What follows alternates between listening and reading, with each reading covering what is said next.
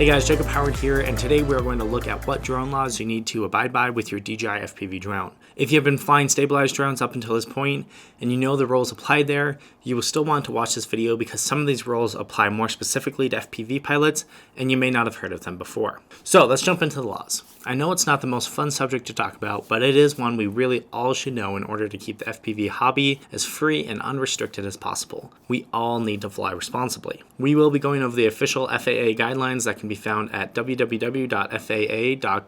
This is not legal advice, and you are responsible for upholding these laws and knowing them to their full restrictions. We are merely giving an overview so that you can better understand them. Number 1, register your drone, mark it on the outside with the registration number, and carry proof of registration with you. If your drone weighs between 0.55 pounds or 250 grams up to 55 pounds with battery installed, you will need to register it on the FAA dronezone.faa.gov website, then mark your drone with the registration number. If your drone weighs less than 0.55 pounds, there is no need to register it unless you are flying commercially. Keep a printout or proof of registration with you when you fly. You can print out the number and tape it to your drone, or use a label maker to create a label, or simply write it on your drone in permanent ink. Generally, it's good practice to label your drone with your name and phone number in case it's lost, but the FAA number is required. If your drone weighs less than 0.55 pounds, there is no need to register or label it, once again, unless you are flying commercially. Number 2, fly only for recreational purposes. What this means is that as a recreational pilot, you can't make money off of flying your drone or selling your drone footage unless you obtain a Part 107 permit. This includes indoor racing with prize money and using it on monetized YouTube sites,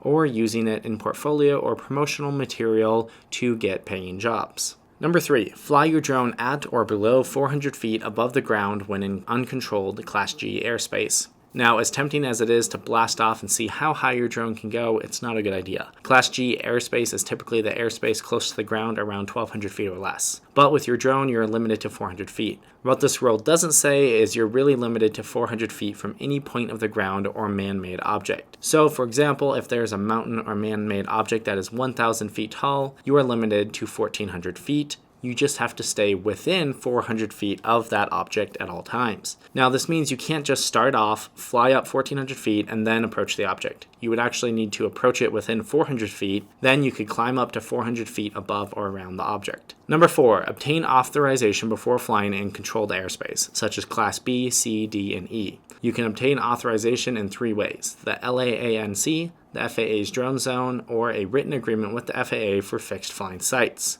Number 5, flying drones in certain airspace is not allowed. These 2 rules are closely related. A general rule would be do not fly within 5 miles of an airport without authorization.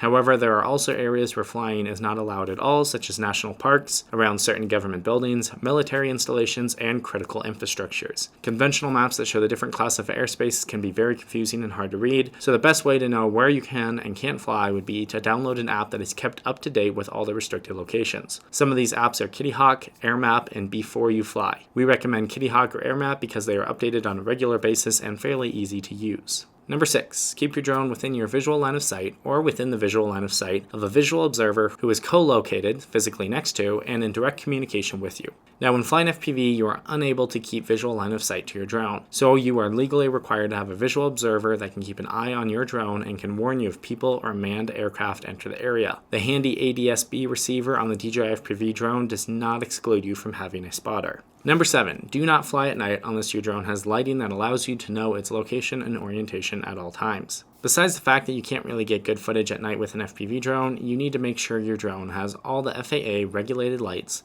in order to fly at night. Like I said, none of the footage you'd be getting is really worth it, so this one probably won't apply to most of you, except maybe on July 4th. Number 8, give way to and do not interfere with manned aircraft. This one is very important. If a manned aircraft is in the area, do not fly until it's gone. If a manned aircraft enters the area while you're flying, it's best to just land until they leave. It's just good common sense to not risk life while flying a drone.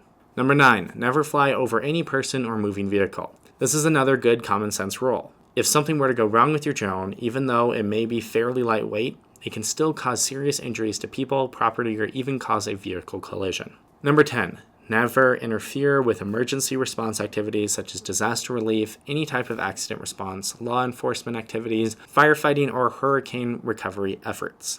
This is a big one. There have been many instances where someone thought it would be a good idea to fly their drone around an active wildfire. This interferes with firefighting efforts and costs precious time and money that could be spent on getting the fire out. If a drone is spotted, it grounds aerial firefighting vehicles for up to an hour or more. We cannot stress this enough. Do not fly anywhere near wildfires or in any areas where there is an emergency. Doing so puts people's lives in danger and creates a bad taste towards drones and the hobby. Number 11, never fly under the influence of drugs or alcohol. Many over-the-counter medications have side effects that could impact your ability to safely operate your drone. So, just like driving a car, don't do it impaired. It's never worth the risk for your drone, yourself, or others. Number 12, do not operate your drone in a careless or reckless manner. This rule could be interpreted in many different ways, but it really comes down to common sense. You do not want to injure anyone or cause damage with your drone. So if you go flying somewhere, you need to ask yourself, what's the worst that can happen? If it is risky to property, yourself, or others, don't fly. Find a safe location to enjoy flying. And to finish it all off, the FAA gives this warning. Recreational flyers should know that if they intentionally violate any of these safety requirements and or operate in a careless or reckless manner, they could be liable for criminal and or civil penalties. I know it's a bit heavy, but this is a good thing to remember.